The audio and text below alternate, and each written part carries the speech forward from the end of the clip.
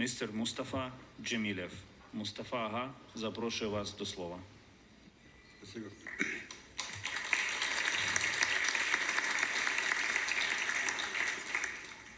Saygılı Ukrayna Cumhurbaşkanı, Başbakanımız, saygılı Ukrayna Parlamento Başkanı, Dear Mr. President, Excellent. Prime Minister, Mr. Speaker of Parliament, distinguished guests and participants in the Crimea platform. I would like to cordially welcome and thank you for initiating and taking part in this platform dedicated to finding a peaceful solution for the deoccupation of Crimea and restoring territorial integrity of this country. I would also like to thank you on behalf of my compatriots trapped in Crimea, for whom this forum is a ray of hope to a liberation that will hopefully come soon. Given the time slot, I may not have enough time to express to this summit all my thoughts, so I have asked the Secretariat to print off and circulate my speech, and as soon as my time elapses, I will simply stop talking. I'm one of the representatives of Crimea's First Nation, indigenous people, who in this war by Russia against Ukraine has been the one that has suffered the most.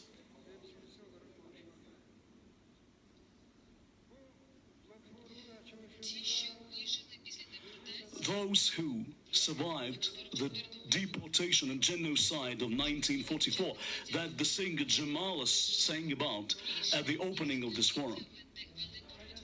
They fought for over half a century for their democratic rights, for the right to return to their homeland,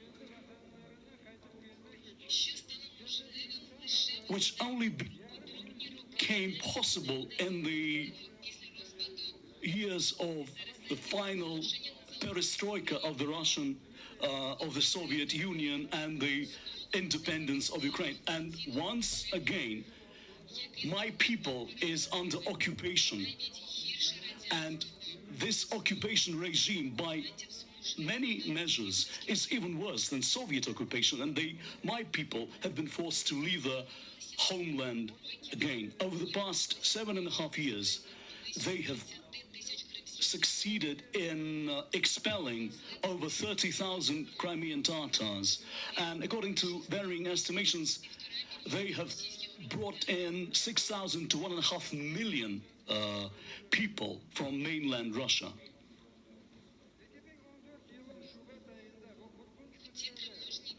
In those turbulent days of February 2014, when we had Russian military helicopters flying overhead, and we saw a motorcade of Russian military hardware approaching, we couldn't believe what was actually happening, that it was an occupation, in fact.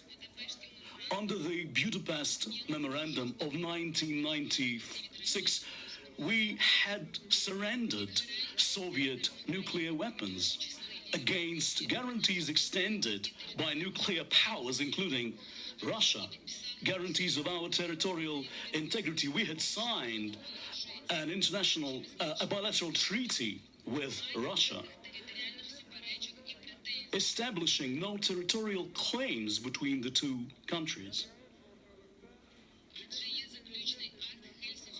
And there is also the final act of the Helsinki Accords and the UN Charter, which clearly establishes that national boundaries are inviolable. And we were certain that the international community, and in particular the nuclear powers that had signed the Budapest Memorandum, that they would act very strongly and very decisively to curb the aggression. But this, unfortunately, never happened. We appreciate in the resolutions passed by the UN Security Council and various international institutions demanding that Crimean occupation end. And we would also like to extend our appreciation for the sanctions that have been imposed on the aggressor country. But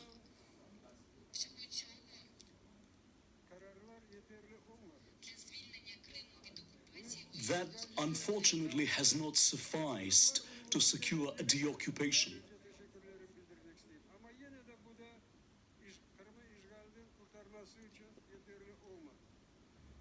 Birleşmiş Milletler Teşkilatı The UN has proved incapable, and it's not to be expected to become capable of ending this aggression of those flagrant land grabs and international terrorism as long as the aggressor power retains its right of veto in the UN Security Council. Russia has openly stated that it refuses to abide by international sanctions and decisions of those international institutions. And the massive Russian propaganda that has been unleashed keeps repeating the rhetoric that Russia is so strong it can annihilate the whole world. And that's why no one could possibly impose any decision on Russia. 4 months ago, the President of France, Emmanuel Macron, in his speech on the US channel CBC, indicated that the Russian invasion into Ukraine was the product of too much trust being put by the international community in Russia, and now those red lines should finally be established. These words certainly fill us with hope, because this clearly indicates that at long last the international community, Western countries, are prepared to act to counter Russia's aggressive actions. And this is what really matters. Where is that red line? And how far are we still away from it? The Moldovan partition, essentially, and the grabbing of Georgian territory and land grabs in Ukraine, and the murder of thousands in Syria through their puppet representatives, and millions of refugees that have flooded the world,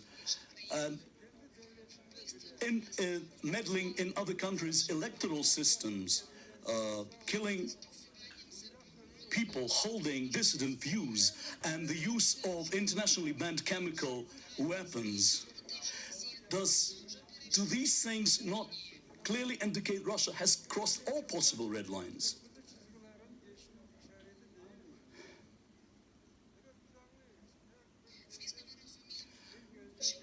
We very keenly appreciate that each country serves its own national interests, but isn't it in the wider international interest to live in a world where there is force of law, not law of force, where anyone violating international law should be punished, that each country will certainly defend its own territory from any foreign invasion, but if a land grab goes unpunished by other countries, can other countries feel secure in such an environment? There is a saying popular among Crimean Tatars: the kingdom of jackals will continue until the lions rise up. We very much hope that the international community will rise up and stand firmly on its feet in order to re-establish international law, rule of law in my homeland, not the law of brute force. And this is what the entire Crimean platform is dedicated to, and the declaration that is about to be signed.